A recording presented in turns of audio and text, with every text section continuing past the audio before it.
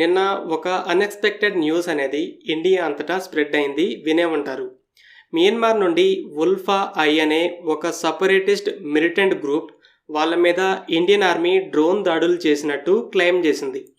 వాళ్ళ ప్రకారం వాళ్ళు మియన్మార్లో అడవుల్లో దాక్కుని ఉన్నప్పుడు ఆర్మీ ఏరియల్ అసాల్ట్ని మొదలుపెట్టింది. ఈ క్లెయిమ్ ఇమ్మీడియట్గా ఒక కుతూహలాన్ని, కన్ఫ్యూజన్ని కూడా క్రియేట్ చేసింది. అందుకే జర్నలిస్టులు కన్ఫర్మేషన్ కోసం ఆర్మీ అఫీషియల్స్ దగ్గరికి వెళ్ళారు.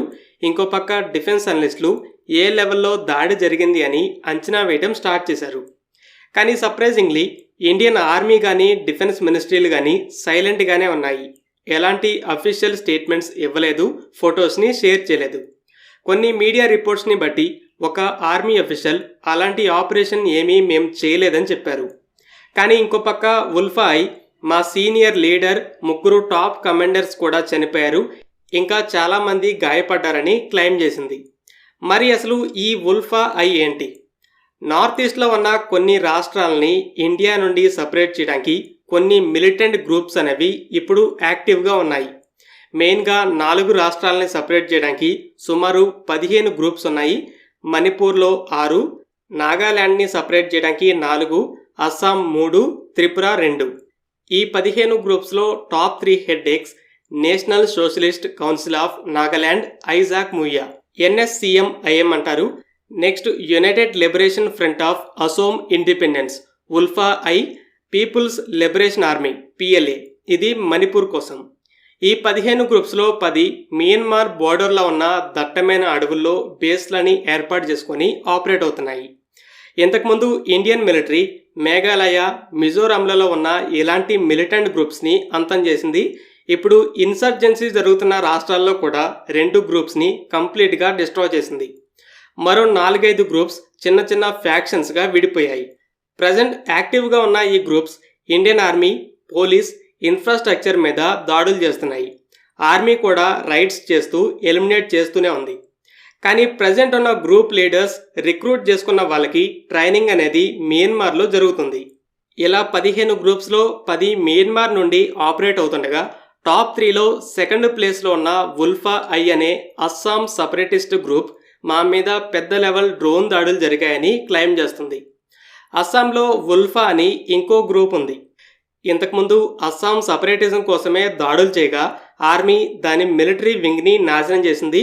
సో సపరేట్ అయ్యే ఐడియాని వదిలేసి స్టేట్ని డెవలప్ చేయడంలో బెటర్ ఫండ్స్ ఇవ్వండి, పాలసీస్లో కొంచెం ఇండిపెండెన్స్ ఉండేలా చూడండి అని గవర్నమెంట్తో చర్చలు జరుపుతుంది.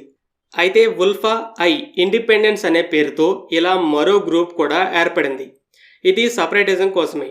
వాళ్ళే ఇప్పుడు ఆర్మీ ఇజ్రాయెల్, ఫ్రాన్స్ లాంటి దేశాల్లో తయారైన 150 డ్రోన్లతో మా బేస్ల మీద దాడి చేసిందని క్లెయిమ్ చేస్తుంది. ఈ నార్త్ ఈస్ట్ ఇన్సర్జెన్సీ అనేది దశాబ్దాల క్రితమే మొదలైంది. 2015లో ఇండియన్ ఆర్మీ కాన్వాయ్ మీద ఒక గ్రూప్ దాడి చేసి 18 మంది జవాన్లు చనిపోయారు. సో అప్పుడు ఇండియా ఫస్ట్ టైం మియన్మార్లోకి చొరబడి సర్జికల్ స్ట్రైక్స్ని కండక్ట్ చేసింది. అయితే రీసెంట్ డేస్లో ఉల్ఫా ఐ సింబాలిక్ అయ్యే స్థాయిలో పెద్ద లెవెల్ దాడి చేయలేదు. అలాగే మియన్మార్లోకి వెళ్ళి దాడి చేస్తే అది క్రాస్ బార్డర్ ఆపరేషన్ అవుతుంది. సో ఒకవేళ ఇండియా దాడి చేసినా కూడా మేమే చేసామని చెప్పదు. మరి ఈ మిలిటెంట్స్ మియన్మార్లో ఉంటుంటే వాళ్ళకి ఆ దేశ సపోర్ట్ ఉందా లేదా అని డౌట్ రావచ్చు. కానీ ఇప్పటి వరకు ఈ గ్రూప్స్కి మియన్మార్ సపోర్ట్ ఇస్తుందని ఎలాంటి ఎవిడెన్స్ లేదు. ఇప్పటి వరకు ఇండియా ఒక్కసారి కూడా మియన్మార్ని నిందించలేదు. ఆ దేశమే ఎప్పటి నుండో సివిల్ వార్లో ఉంది. అన్ని టెరిటరీస్, ముఖ్యంగా ఇండియన్ బోర్డర్లో ఉన్న ప్రాంతాలు గవర్నమెంట్ కంట్రోల్లో లేవు. దీన్ని అడ్వాంటేజ్గా తీసుకునే ఈ గ్రూప్స్ ముఖ్యమైన బేస్లని మియన్మార్లోకి మార్చుకొని ఆపరేట్ అవుతున్నాయి. కానీ వీటికి కన్ఫామ్గా ISI, చైనా సపోర్ట్ ఉంది. ఈ గ్రూప్స్ మీద ఆర్మీ రైడ్స్ చేసి కాల్చి చంపినప్పుడు మిలిటెంట్స్ దగ్గర చైనీస్ వెపన్స్ అయితే దొరుకుతున్నాయి.